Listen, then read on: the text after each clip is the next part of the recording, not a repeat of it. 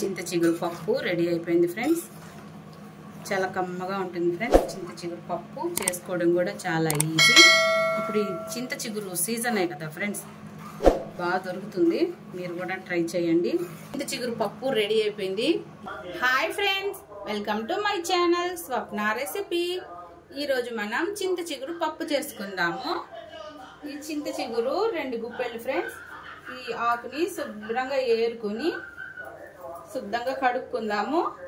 చింత చిగురు పప్పుకి కావలసిన పదార్థాలు: 1 కప్పు కందిపప్పు శుభ్రంగా కడిగి అరగంట సేపు నానబెడదాము. ఫ్రెండ్స్, కందిపప్పు శుభ్రంగా 2 సార్లు కడిగాము, ఒక అరగంట నానబెట్టాము. ముందుగా ఇందులో 1 అర స్పూన్ పసుపు వేద్దాము. మూత పెట్టి కందిపప్పు ఉడకబట్టిద్దాము. 1 పెద్ద ఆనియన్, 2 మీడియం సైజు టమోటాలు కట్ చేసుకుందాము.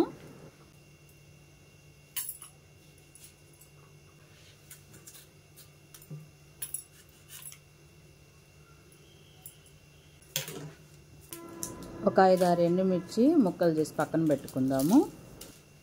ఫ్రెండ్స్, మూత తీసి చూద్దాము. పప్పు ఉడకబట్టింది. పప్పులో కట్ చేసిన టమోటా ముక్కలు, ఆనియన్ ముక్కలు, ఎండుమిర్చి ముక్కలు వేసేద్దాము. 1 స్పూన్ ఆయిల్ వేసి మూత పెట్టి పప్పు ఉడికించుకుందాము. ఫ్రెండ్స్, ఒకసారి మూత తీసి చూద్దాము మన పప్పు ఎలా ఉందో. పప్పు ఉడికింది ఫ్రెండ్స్.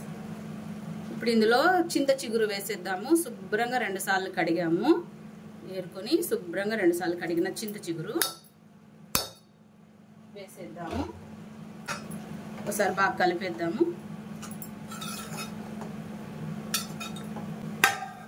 మూత పెట్టి ఒక 2 నిమిషాలు మగ్గిద్దాము.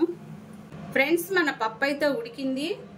తగినంత ఉప్పు వేసుకొని పప్పు మెదిపేసుకుందాము. ఫ్రెండ్స్, ఈ పప్పు అయితే మెత్తగా మెదిగింది.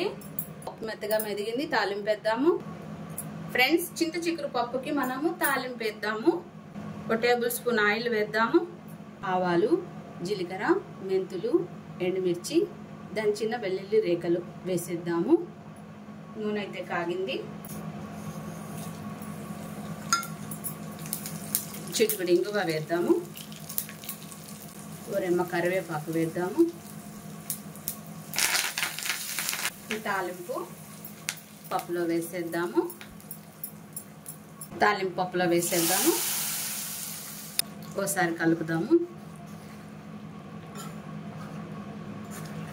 చింత చిగురు పప్పు రెడీ అయిపోయింది ఫ్రెండ్స్.